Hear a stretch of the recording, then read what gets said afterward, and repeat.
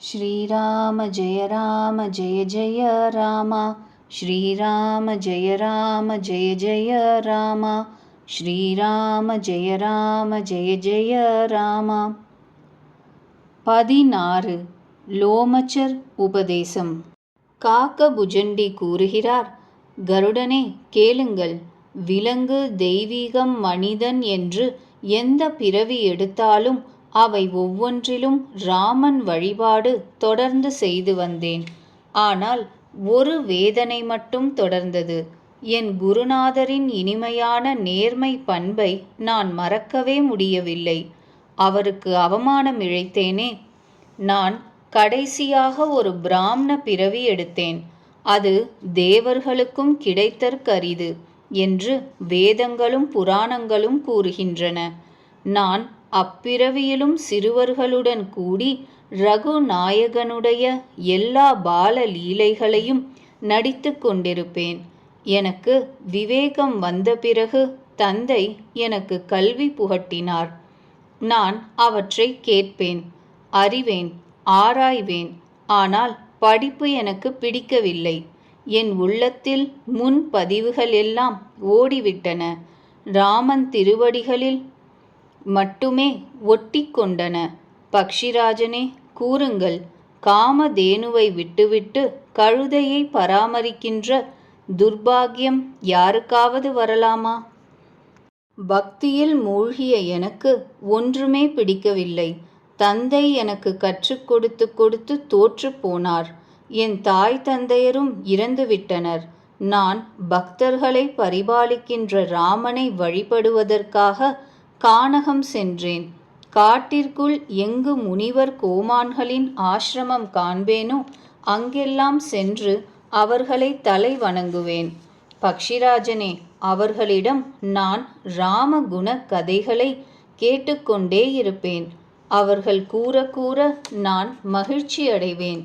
எப்பொழுதும் எங்கும் ஸ்ரீ ஹரியின் கல்யாண குணங்களை கேட்டுக்கொண்டு சுற்றுவேன். சிவபெருமான் திருவருளால் எனக்குத்தான் எங்கும் போவதற்கு தடையில்லையே. பிள்ளை ஆசை, செல்வ ஆசை, புகழாசை என்று அழுத்தமான 3 ஆசைகளும் எனக்கு விட்டு போயின. இதயத்தில் அப்பொழுது ஒரே ஒரு ஆசை மிகவும் அழுத்தமாக இருந்தது. எப்பொழுது ராமனுடைய திருவடி தாமரைகளை காண்பேன் என்பதுதான். என் பிறவி பயனை எப்பொழுது எய்துவேன்? யாரிடம் நான் கேட்டாலும் அந்த முனிவர்கள் இப்படித்தான் கூறுவார்கள். ஈஸ்வரன் எல்லா பிரபஞ்சமாக உள்ளான். நிர்குணம் பற்றிய இந்த கருத்து எனக்கு ஒத்து வரவில்லை. உள்ளத்தில் சகுண பிரம்மமான ராமன் மீது பக்தி பெருகியது. குருநாதரின் உபதேசங்களை நினைத்து என் மனது ஸ்ரீ ராம சரணங்களை பற்றி கொண்டு விட்டது. ஒவ்வொரு கணமும் புதிது புதிதாக பிரேமை பெருக ரகுபதியின் புகழ் பாடிக்கொண்டு சுற்றினேன். மேரு மலையின் முடிமீது ஒரு ஆலமரத்து நிழலில் லோமச்சர் என்ற முனிவர் அமர்ந்திருந்தார். அவரை கண்டு நான் அவர் திருவடிகளில் வணங்கினேன். ஏழ்மை கனிந்த சொற்களை கூறினேன்.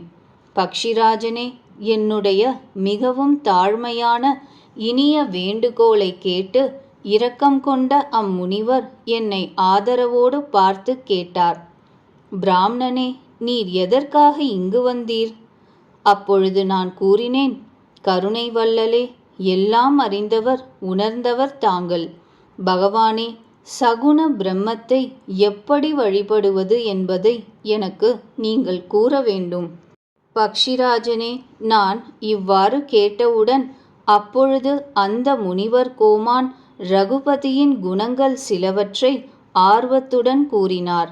பிறகு பிரம்ம ஞானத்தில் ஊறி அனுபவம் பெற்ற முனிவர் எனது சிறந்த தகுதியை கருதி பிரம்மத்தை பற்றி உபதேசிக்கத் துவங்கினார். பிரம்மம் பிறவியற்றது, இரண்டற்றது, குணமற்றது, இதயத்தில் விளங்குவது, அளத்தற்கரிது, விருப்பமற்றது, பெயர் கிடையாது, உருவமும் கிடையாது, அனுபவத்தினால் மட்டும் உணரத்தக்கது, பிளவுபடாதது, ஒப்புவமை அற்றது. அது முக்குணங்களுக்கும் புலன்களுக்கும் அப்பாற்பட்டது, அப்பழுக்கற்றது, அழிவற்றது, விகாரமற்றது, எல்லையற்றது, ஆனந்த குவியல். அதுவே நீதான். நீயே அதுதான். நீரும் அதன் அலை போலும். அதற்கும் உனக்கும் வேற்றுமையே கிடையாது என்று வேதங்கள் பாடுகின்றன. முனிவர் பலவாறு எனக்கு எடுத்துக் கூறினார். ஆயினும் அந்த நிர்குணக் கருத்து என் இதயத்தில் அமரவில்லை. நான் மறுபடியும் முனிவரின் திருவடிகளில் தலைவணங்கி கூறினேன், முனிவர் பெருமானே, எனக்கு சகுண பிரம்ம உபாசனை பற்றி கூற வேண்டும். என் மனது ராம பக்தி என்ற நீரில் மீனாகிவிட்டது. திறமை பெற்ற முனிவர் பெருமானே, இந்த நிலையில் அதிலிருந்து பிரிந்து நான் எப்படி உயிர் வாழ முடியும்? தாங்கள் தயை புரிந்து எனக்கு ஸ்ரீ ரகுநாதனை கண்கள் நிறைய அயோத்திநாதனை கண்ட பிறகு நிர்குண உபதேசத்தை கேட்டுக்கொள்கிறேன். அவனை எப்படி கண்ணால் காண்பேனோ அதற்குரிய உபதேசம் கூறுங்கள். முனிவர் மறுபடியும் ஒப்பற்ற ஹரிகதை ஒன்றை கூறிவிட்டு சகுன மதத்தை சாரமற்றது என்று கூறி மறுபடியும் நிர்குண பிரம்மத்தை நிரூபிக்க முனைந்தார். நான் நிர்குண மதத்தை ஒதுக்கிவிட்டு மிகவும் பிடிவாதத்தோடு சகுனத்தை நிரூபித்தேன். அவர் கூறுவதற்கெல்லாம் எதிர்வாதம் செய்தேன். இதனால் முனிவரின் உடலில் கோபக்குறிகள் தோன்றின. பிரபுவே, கேளுங்கள். மிகவும் எதிர்த்து பேசினால் ஞானியின் உள்ளத்திலும் கோபம் வரத்தான் செய்யும். யாராவது சந்தனக்கட்டையை மிகவும் அதிகமாக அரைத்தால் அதில் கூட நெருப்பு பொறி பறக்கும். முனிவர் மீண்டும் மீண்டும் ஆத்திரத்துடன் தத்துவ ஞானத்தை போதித்தார். அப்பொழுது நான் உட்கார்ந்து மனதில் பலவிதமான கற்பனைகள் புரிந்து கொண்டிருந்தேன். இரண்டாவது இல்லாவிட்டால் கோபம் ஏது? அஞ்ஞானம் அழியாதவரை இரண்டாவது பற்றிய கருத்து வரத்தானே செய்யும். மாயைக்கு உட்பட்ட தனிப்பட்ட ஜீவன் ஈசனுக்கு ஈடாக முடியுமா? எல்லோருக்கும் நன்மையே விரும்பினால் எப்பொழுதாவது துன்பம் நேருமா? பாரசமணி உள்ளவனிடம் ஏழ்மை இருக்குமா? பிறருக்கு துரோகம் புரிபவன் பயமற்று இருக்க முடியுமா? உள்ளத்தில் காமமுள்ளவன் கரைபடாமல் இருக்க முடியுமா? பிரம்ம ஞானிக்கு தீங்கிழைத்தால் தலைமுறை தழைக்குமா? ஆத்ம ஞானம் பெற்ற பிறகு கர்மங்கள் தொடருமா? கெட்டவர்களின் சேர்க்கையில் நல்ல புத்தி உண்டாகுமா? பிறர் பெண்டீரை தீண்டுபவன் நற்கதி பெறுவானா? பரமாத்மாவை அடைந்துவிட்டவன் பிறப்பு இறப்புகளில் சிக்குவானா? பகவானை தூற்றுபவன் சுகமாக இருக்க முடியுமா? நீதி அறியாமல் அரசாள முடியுமா? ஹரியின் சரிதை கூறிய பிறகு பாவம் தங்குமா? புண்ணியம் செய்யாவிடில் நற்புகழ் கிடைக்குமா? பாபம் புரியாவிடில் இகழ்ச்சி நேருமா? வேதங்களும் சாதுக்களும் புராணங்களும் கொண்டாடுகின்ற ஹரி பக்திக்கு ஈடான லாபம் வேறு உண்டா? ஹரியின் வாகனமே, சகோதரரே, மனித பிறவி எடுத்த பிறகும் கூட ராமனை வழிபடவில்லை என்றால் உலகில் இதை காட்டிலும் வேறு கேடு உண்டா? கோல் சொல்வதற்கு ஈடான கொடிய பாபம் உண்டா? தயை புரிவதை போன்ற தர்மம் உண்டா? இவ்விதம் நான் பலவாறு யுக்திகளை மனதில் ஆராய்ந்தேனே தவிர முனிவரின் உபதேசத்தை ஆர்வத்துடன் கேட்கவில்லை. நான் மீண்டும் மீண்டும் சகுனம் பற்றிய கட்சியை நிலைநாட்டினவுடன் முனிவர் கோபமுற்று கூறினார், அட முட்டாளே, நான் கூறும் மிகச்சிறந்த உபதேசத்தை நீ மதிக்கவில்லை. மேலும் மேலும் வாதம் புரிகிறாய். நான் கூறும் உண்மையை நீ நம்பவில்லை. காக்கை போல எல்லாவற்றிலும் பயம் கொள்கிறாய். அட முட்டாளே, உன் இதயத்தில் உன் வாதத்தில் பிடிவாதம் அதிகமாகிவிட்டது. நீ உடன் சண்டால பக்ஷியான காகம் ஆவாய் என்று சபித்துவிட்டார். நான் மகிழ்வோடு முனிவரின் சாபத்தை சிரமேல் தாங்கினேன். எனக்கு பயமும் இல்லை, கழிவிரக்கமும் இல்லை. அப்பொழுது நான் உடனே காக்கையாகிவிட்டேன். மறுபடியும் முனிவரின் திருவடிகளில் தலைவணங்கி ரகு வம்சத்தின் இரத்தினமான ராமனை தியானித்து கொண்டே பெரு மகிழ்ச்சியோடு பறந்து சென்றேன். சிவபெருமான் கூறுகிறார், உமையே, எவர் ராமன் திருவடிகளில் பக்தி உள்ளவரோ, காமக்ரோத தற்பெருமைகள் அற்றவரோ, அவர் உலகெங்கும் தன் பிரபுவே நிரம்பி விளங்குவதாக காண்பார்கள். எவரிடமும் பகை பாராட்ட மாட்டார். காக்கபுஜண்டி கூறுகிறார், பக்ஷிராஜனே, கேளுங்கள். முனிவர் மீது எந்த தவறும் இல்லை. ரகுவம்சத்தின் அணியான ராமன்தான் எல்லோர் உள்ளத்திலும் உறைந்து என் பக்தியை சோதிக்கிறார். மனது சொல் செயல்களால் தன்னுடைய அடிமை நான் என்று ஸ்ரீராமன் அறிந்தவுடன் முனிவரின் புத்தியை புரட்டிவிட்டார். முனிவரும் என் சிறந்த மனித பண்பையும் ராமன் திருவடிகளில் எனக்குள்ள திடமான நம்பிக்கையையும் பார்த்தார். மறுபடியும் முனிவர் மனதில் மிகவும் பச்சாதாபப்பட்டு என்னை ஆர்வத்துடன் கூப்பிட்டு அனுப்பினார். அவர் என்னை பலவாறு மகிழ்வித்தார். அப்பொழுது ராம மந்திரம் உபதேசித்தார். கருணையின் கருவூலமான முனிவர் எனக்கு பாலராமனின் தியானத்தை கற்றுக் கொடுத்தார். அழகான, மிகவும் இனிய அந்த தியான ஸ்வரூபம் எனக்கு மிகவும் உகப்பாக இருந்தது. அந்த தியானத்தை உமக்கு முன்பே கூறிவிட்டேன். முனிவர் சில காலம் என்னை தன்னருகே இருத்திக் கொண்டார். அப்பொழுது அவர் எனக்கு ராமச்சரித மானசத்தை எடுத்துரைத்தார். ஆர்வத்துடன் எனக்கு அந்த கதையை கூறிவிட்டு பிறகு முனிவர் ஓர் இனிய மொழி கூறினார். அப்பனே, இந்த அழகிய இரகசியமான ராமச்சரித மானசத்தை நான் சிவபெருமானிடமிருந்து பெற்றேன். ஸ்ரீராமனின் உண்மையான பக்தன் என்று அறிந்து உனக்கு அது முழுவதும் விரிவாக கூறினேன். அப்பனே, எவருடைய உள்ளத்தில் ராமனிடம் பக்தி இல்லையோ அவருக்கு இதை ஒரு காலும் கூறக்கூடாது. முனிவர் எனக்கு பலவாறு அறிவுரை கூறினார். அப்பொழுது நான் பிரேமையுடன் முனிவரின் திருவடிகளில் தலை வணங்கினேன். முனிவர் தன்னுடைய திருக்கர தாமரைகளால் என் சிரசை தடவி கொடுத்து கனிந்து ஆசியளித்தார். என் திருவருளால் உன் உள்ளத்தில் எப்பொழுதும் ஆழ்ந்த ராம பக்தி இருந்து கொண்டே இருக்கும். நீ என்றும் கர்வமற்று ராமனுக்கு பிரியனாக இருப்பாய். உனக்கு நற்பண்புகள், ஞானம், வைராகியம் மிகுந்து விரும்பியவாறு உருவெடுக்கும் சக்தியும், நீ விரும்பும் பொழுது மரணமும் சித்திக்கும். இது மட்டுமல்ல, பகவானை தியானித்து கொண்டு எந்த ஆசிரமத்தில் வசிப்பாயோ அங்கிருந்து ஒரு காத தூரத்திற்கு மாயை மோகம் ஒன்றும் எந்த யுகத்திலும் அணுகாது. காலம், குணம், கர்மம், குறை, இயல்பு இவைகளால் உண்டாகக்கூடிய துயர்கள் உன்னை தீண்டாது.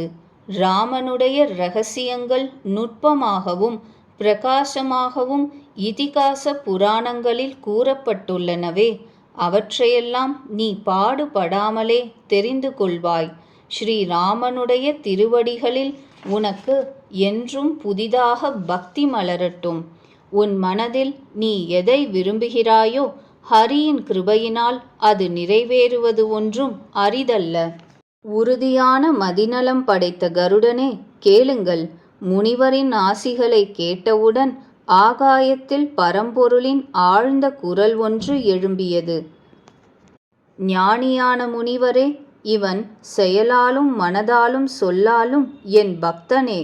ஆகவே உமது ஆசி சத்தியமாக அப்படியே ஆகட்டும். ஆகாசவாணியை கேட்டவுடன் எனக்கு பெருமகிழ்ச்சி உண்டாயிற்று. என் ஐயங்களெல்லாம் தீர்ந்தன. நான் பக்தியில் மூழ்கினேன். பிறகு முனிவரை வணங்கி அனுமதி பெற்று அவருடைய திருவடி தாமரைகளில் மீண்டும் மீண்டும் தலைவணங்கி நான் ஆனந்தமாக இந்த ஆசிரமம் வந்து சேர்ந்தேன். பிரபுவின் அருளினால் நான் அரிய வரன் பெற்றேன். பக்ஷிராஜனே, நான் இங்கு வந்து இருக்க ஆரம்பித்து 27 கற்ப காலங்கள் ஓடிவிட்டன. நான் இங்கு எப்பொழுதும் ராம குணங்களை பாடிக்கொண்டிருப்பேன். அறிவுள்ள பக்ஷிகள் பல ஆதரவுடன் அதை கேட்கின்றன. அயோத்தியில் எப்பொழுதெல்லாம் ரகுவீரன் பக்தர்களுக்கு ஹிதமாக மனித அவதாரம் எடுப்பாரோ அப்பொழுதெல்லாம் நான் சென்று ராமனது ஊரில் வசிப்பேன். ஸ்ரீராமனின் பால லீலை கண்டு மகிழ்வேன். பிறகு பக்ஷிராஜனே, ராமனின் பால ரூபத்தை இதயத்தில் ஏந்தி நான் என் ஆசிரமம் திரும்புவேன். எக்காரணத்தினால் எனக்கு காக உடல் கிடைத்ததோ அந்த கதை முழுவதும் உங்களுக்கு சொல்லிவிட்டேன். அப்பனே, உங்கள் கேள்விகளுக்கெல்லாம் விடை கூறிவிட்டேன். ராம பக்தியின் மிகச்சிறந்த பெருமைதான் என்னே. இந்த உடலில்தானே எனக்கு ராமன் திருவடிகளில் பக்தி உண்டாகி என் பிரபுவின் தரிசனம் பெற்றேன். என் ஐயங்களெல்லாம் தீர்ந்தன என்று எனக்கு இந்த காக உடலில் பற்று அதிகம். நான் பிடிவாதமாக பக்தி முறையில் ஒட்டிக்கொண்டேன். அதற்காக மகரிஷி லோமச்சர் எனக்கு சாபமிட்டார். ஆனால் அதன் பயனாக நான் பெற்றது என்ன? முனிவர்களுக்கும் அரிதான வரன். நன்றாக பார்த்து கொள்ளுங்கள் பக்தியின் வலிமையை. எவர் பக்தியின் இந்த பெருமை அறிந்த பிறகும் கூட நிர்குண தத்துவ ஞானத்திற்காக பாடுபடுகிறார்களோ அவர்கள் செய்வது வீட்டில் காமதேனுவை விட்டுவிட்டு பாலுக்காக ஏதோ கன்னிமரத்தை தேடி போவது போலத்தான். பக்ஷிராஜனே, கேளுங்கள்.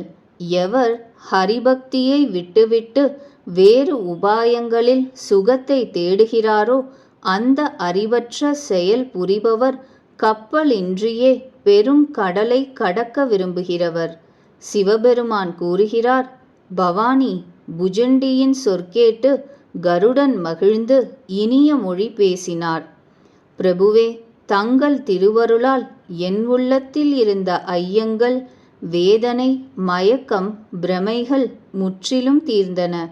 தங்கள் கிருபையால் ஸ்ரீராமனுடைய தூய குண நலன்களை கேட்டேன், அமைதி பெற்றேன்.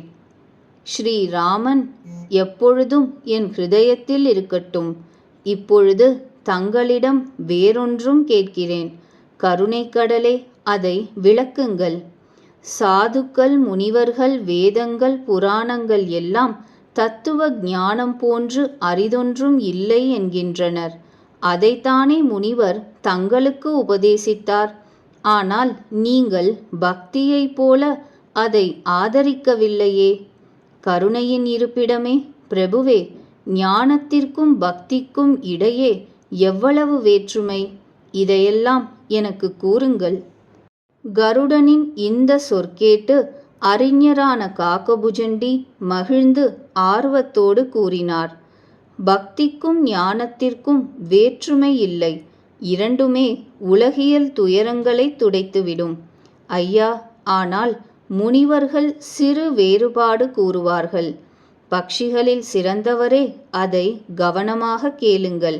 கருடனே, ஞானம், வைராகியம், யோகம், ஆத்ம விஞ்ஞானம் இவையெல்லாம் வலுவான ஆண்பால். ஆணின் வலிவற்ற பெண்மையுள்ள மாயை இயல்பாகவே ஜடமானது, துணிவற்றது. ஆனால் எவன் வைராகியமும் திடபுத்தியும் உடைய ஆணோ அவன்தான் பெண்ணை விளக்க முடியும். காமியானவன் அல்ல. சிற்றின்பங்களுக்கு ஆட்பட்டவன் ரகுவீரனை புறக்கணிக்கத்தான் செய்வான். ஞான களஞ்சியமான முனிவர் கூட மான் விழியாளின் மதிவதனத்தைக் கண்டு வசமிழந்து விடுவர். கருடனே, சாக்ஷாத் விஷ்ணுவின் மாயைதான் பெண்களாக உலகில் நடமாடுகிறது. இதில் எனக்கு ஒன்றும் பக்ஷாதாபம் இல்லை, பக்ஷபாதமும் இல்லை. வேதங்கள், புராணங்கள், சாதுக்களின் கருத்தை நான் எடுத்துரைக்கிறேன். கருடனே, ஒரு ஒப்பற்ற வேடிக்கை பாருங்கள். ஒரு பெண்ணின் வடிவழகில் மற்றொரு பெண் மயங்குவதில்லை. நீங்கள் இதை கவனிக்க வேண்டும். மாயை, பக்தி இரண்டுமே பெண்பால்தான். இதை எல்லோருமே அறிவார்கள். ஆனால் ரகுவீரனுக்கு பக்தி என்பவள் உளமார்ந்த மனைவி. அப்பாவி மாயையோ அவர் ஆட்டி வைக்கின்ற நர்த்தகி. ரகுநாதன் பக்திக்குத்தான் வசப்படுகிறார். அதனால்தான் மாயை அவரிடம் மிகவும் பயப்படுகிறது. எவர் உள்ளத்தில் ஒப்புவமையற்ற வேறொன்றை சாராத தடுமாறாத ராம பக்தி உண்டோ அதை கண்டு மாயை வெட்கி அவரிடம் தன் செல்வாக்கை செலுத்துவதில்லை. இதை ஆராய்ந்துதான் அறிஞர்களான முனிவர்கள் கூட சகல சுகங்களுக்கும் காரணமான பக்தியை வேண்டுகிறார்கள். ரகுநாதனுடைய இந்த மர்மத்தை எவரும் எளிதில் புரிந்து கொள்வது இல்லை. ரகுநாதனுடைய பேரருளால் எவர் இதை அறிகிறாரோ அவர் கனவிலும் குழப்பமடைவதில்லை. மதிநுட்பம் படைத்த கருடனே, ஞானத்திற்கும் பக்திக்கும் உள்ள மற்றொரு வேறுபாட்டை கேளுங்கள். அதை கேட்டால் ராமன் திருவடிகளில் இடைவிடாத பக்தி உண்டாகும். ஐயனே, இதுவரை கூறப்படாத கதையை கேளுங்கள். இதை உணரத்தான் முடியுமே தவிர சொல்லுக்கு அகப்படாது. ஜீவன் பரமாத்மாவின் அம்சம். ஆகவே அழிவற்றவர், உணர்வுள்ளவர், அழுக்கற்றவர், இயல்பாகவே ஆனந்த குவியல். பெரியவரே, அந்த ஜீவன் மாயைக்கு அகப்பட்டு கிளி போலவும் குரங்கு போலவும் தானே கட்டுக்கு உள்ளாகிறான். இவ்விதம் உணர்வற்றதும் உணர்வுள்ளதும் முடிச்சு போட்டு கொண்டு விட்டன. அந்த முடிச்சு கூட உண்மையல்ல. ஆயினும் அதை அவிழ்ப்பது அவ்வளவு கடினம். அது முதல் ஜீவன் சம்சாரி ஆகிவிட்டான். முடிச்சும் அவிழ்வதில்லை, ஜீவனும் சுகப்படுவதில்லை. வேதங்களும் புராணங்களும் எத்தனையோ உபாயங்கள் கூறிவிட்டன. படிக்க படிக்க முடிச்சு மேலும் மேலும் இறுகுகிறதே தவிர அவிழ்வதில்லை. ஜீவனின் உள்ளத்தில் அறியாமை இருட்டு அழுத்தமாகி முடிச்சு இருக்குமிடமே தெரியாத பொழுது அவிழ்வது எப்படி? இது ஈஸ்வரன் அருளுகின்ற சந்தர்ப்பத்தில் ஒரு கால் அவிழலாம். ஸ்ரீ ஹரியின் திருவருளால் ஒரு கால் சத்துவ குணம் நிறைந்த உண்மையான ஸ்ரத்தை என்ற பசு உள்ளத்தில் வந்து இருந்தால் அப்பொழுது வேதங்கள் கூறுகின்ற எண்ணற்ற ஜபங்கள், விரதங்கள், நியமங்கள் முதலிய தர்மங்கள், செயற்பாடுகள் ஆகிய பசும் புல்லை அந்த பசு மேய்ந்தால் ஆஸ்திகம் என்ற மனப்பாங்கு அதற்கு கன்றாக பிறக்கும். உலகியலில் பற்றின்மை என்ற கயிறு பின்கால்களில் கட்டப்படும். நம்பிக்கை என்பது பாத்திரம், தன் வசப்பட்ட மனதுதான் இடையன். சகோதரரே, இவ்விதம் உத்தமமான தர்மம், அதாவது பக்தி என்ற பாலை கறந்து அதை விருப்பமற்ற மனப்பாங்கு என்ற அக்னியில் காய்ச்ச வேண்டும். பிறகு பொறுமை, திருப்தி என்ற காற்று கொண்டு அதை ஆற்றி தைரியம், மனவடக்கம் என்ற பாலாடை எடுத்து அப்பொழுது அதை மனத்தெளிவு என்ற பானையில் இட்டு தத்துவ விசாரம் என்ற மத்து, புலனடுக்கம் என்ற தூண், சத்தியமான இனிமையான சொல் என்ற கடையும் கயிறு இவை கொண்டு கடைந்து அதிலிருந்து நிர்மலமான இனிய சுத்தமான வைராகியம் என்ற வெண்ணெய் எடுக்க வேண்டும். பிறகு யோகம் என்ற அக்னியை வளர்த்து அதில் எல்லாவிதமான நல்லதும் கெட்டதுமான கர்மங்களை விறகாக இட்டு இந்த வெண்ணெயை காய்ச்சினால் மமதை கசண்டு போய் விழுதாக வருகின்ற நெய்யை உறுதி கொண்ட புத்தியினால் குளிர வைத்து உறைய வைக்க வேண்டும். அந்த தத்துவ ஞானம் என்ற நெய்யை பெற்று அதை மனது என்ற விளக்கில் நிரப்பி சம பாவனை என்ற திரியை நன்றாக பதிய வைக்க வேண்டும். விழிப்பு, கனவு, நல்ல தூக்கம் என்ற 3 நிலைகள், சத்வம், ரஜஸ், தமஸ் என்ற முக்குணங்கள், இவற்றை 3 திரி திரித்து 4வது நிலையான சமாதி என்ற திரியோடு கெட்டியாக நிறுத்தி வைக்க வேண்டும். இவ்விதம் விஞ்ஞானம் என்ற ஒளியை ஏற்றினால் அதன் அருகே வருகின்ற மதம் முதலியவைகள் விட்டில்கள் போல சாம்பலாகிவிடும்.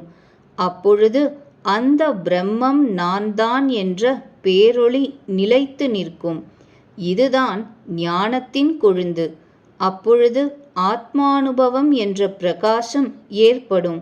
அப்பொழுது உலகியலுக்கு காரணமான வேற்றுமை பிரமை நீங்கும்.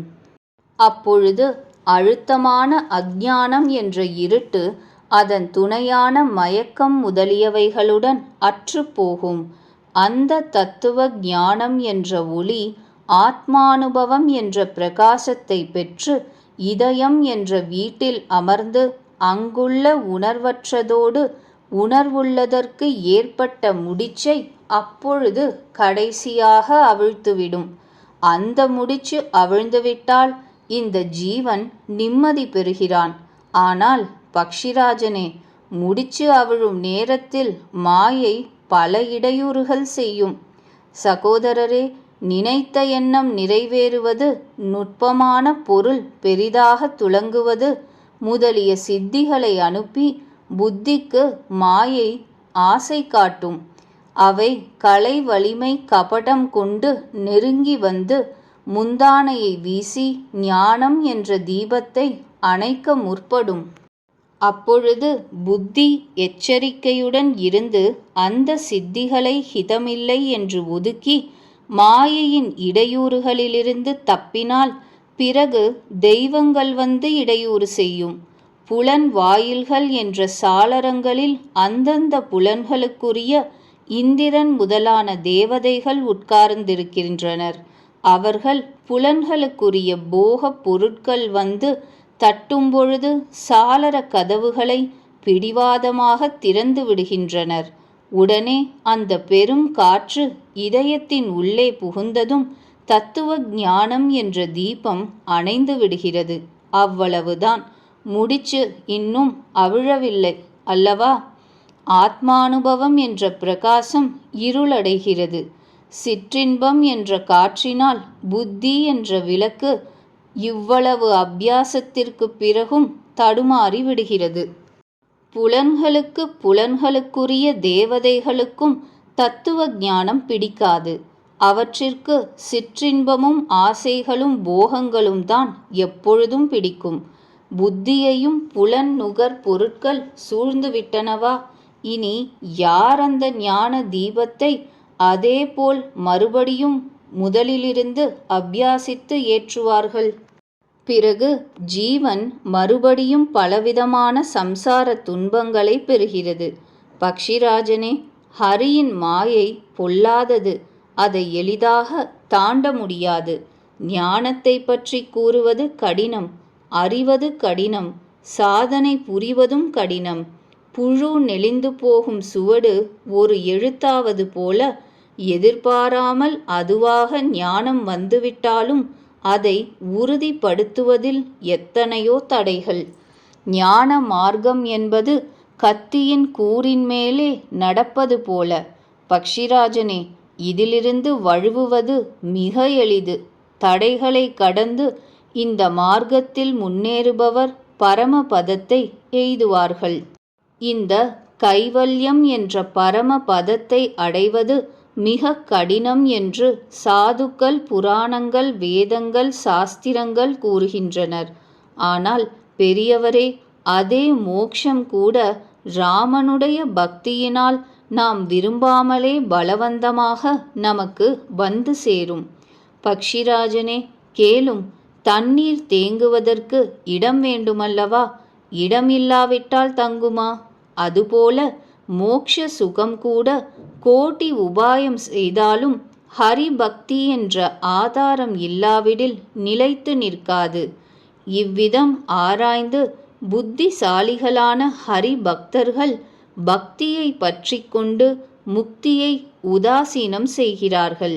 பக்தியை கடைபிடிப்பதால் உலகியலின் காரணமான அஞ்ஞானம் முயற்சியின்றியே நாம் கஷ்டப்படாமல் தானாகவே தன்னிச்சையாக அழிந்துவிடும். திருப்திக்காக உணவை உட்கொள்கிறோம். ஆனால் அந்த உணவை வயிற்றில் உள்ள நெருப்பு நாம் முயற்சி செய்யாமலேயே ஜீரணித்து விடுகிறது. அதுபோல எளிதாக மிகவும் சுகப்படுத்துகின்ற ஹரிபக்தி யாருக்குத்தான் பிடிக்காது? அப்படி ஒரு மூடன் உண்டா உலகில்? பாம்புகளின் பகைவனே கருடனே, நான் பகவானின் தொண்டன், பகவான் என் பணிகளுக்கு உரியவன் என்ற இந்த மனப்பாங்கு இன்றி உலகியல் கடலை கடக்க முடியாது. இந்த முடிந்த முடிவை ஏற்று ராமனுடைய திருவடி தாமரைகளை வழிபடுங்கள். எவர் உணர்வுள்ளதை ஜடமாக்குவாரோ, ஜடத்தை உணர்வுள்ளதாக ஆக்குவாரோ, அவ்வளவு சக்தி வாய்ந்த ரகுநாதனை எந்த ஜீவன் வழிபடுகிறானோ அவனே கொடுத்து வைத்தவன். நான் ஆத்மஞான சித்தாந்தத்தை புரியும்படி கூறினேன். இனி பக்தி என்ற சிந்தாமணியின் பேராண்மை கூறுகிறேன். ராம பக்தி என்ற அழகான சிந்தாமணி கருடனே எவர் உள்ளத்தில் இருக்கிறதோ, இரவு பகலாக அந்த பக்தி நன்கு ஒளிர்கிறது. அதற்கு தூண்டுகோல், நெய், திரி ஒன்றும் வேண்டாம். மதிமயக்கம் என்ற இயலாமை நெருங்காது. பேராசை என்ற காற்று வீசி அந்த ஒளியை அணைக்க முடியாது. ஏனெனில் சிந்தாமணி ஸ்வயமே ஒளி உள்ளது. அந்த ஒளிக்கு வேறு உதவி தேவையில்லையே. அதன் ஒளியில் அழுத்தமான அஞ்ஞானம் என்ற இருட்டு அகன்று விடுகிறது. மதம் முதலிய விட்டிற்பூச்சிகள் தோன்றி அழிகின்றன. உள்ளத்தில் பக்தி மட்டும் இருந்துவிட்டால் காமம், கோபம், மதம் முதலிய துஷ்டர்கள் நெருங்க மாட்டார்கள். அவனுக்கு விஷமும் அமுதமாகும். பகைவன் நண்பனாவான். அந்த சிந்தாமணி இன்றி எவரும் சுகப்பட முடியாது. பெரிய பெரிய மன நோய்கள் பிராணிகளை வாட்டுகின்றனவே, அவை நெருங்காது. ஸ்ரீராம பக்தி என்ற சிந்தாமணி எவர் இதயத்தில் உள்ளதோ அவருக்கு கனவில் கூட சிறிது கூட துன்பம் நேராது. எவர் அந்த பக்தி என்ற சிந்தாமணியை பெறுவதற்கு பெரிதும் முயற்சி செய்கிறார்களோ உலகில் அவர்தான் கெட்டிக்காரர்களின் சிரோன்மணி. அந்த சிந்தாமணி உலகில் கண்களுக்கு எதிரே இருக்கிறது. ஆயினும் ராமனுடைய கிருபையின்றி அதை எவரும் அடைய முடியாது. அதை அடைவதற்கு உபாயமும் எளிது. ஆனால் பாக்கியமற்றவர் அதை அலட்சியம் செய்கிறார்கள். வேதங்களும் புராணங்களும் தூய பர்வதங்கள். ராமனுடைய இனிய சரித்திரங்கள் அந்த மலைகளில் புதையல்கள். சாதுக்களுக்குத்தான் அவை எங்கே நோண்டினால் கிடைக்கும் என்ற ரகசியம் தெரியும். நல்ல மதிநலம்தான் அதற்கு கடப்பாறை. கருடனே, ஞானமும் வைராகியமும் இரு கண்கள். எந்த பிராணி அதை ஆர்வத்துடன் தேடுகிறதோ அது சுகங்கள் அனைத்திற்கும் கருவூலமான ராம பக்தி என்ற சிந்தாமணியை அடைகிறது. பிரபுவே கருடனே, எனக்கு ஒரு நிச்சயம் உண்டு. ராமனுடைய அடியார் ராமனை விடச் சிறந்தவர்.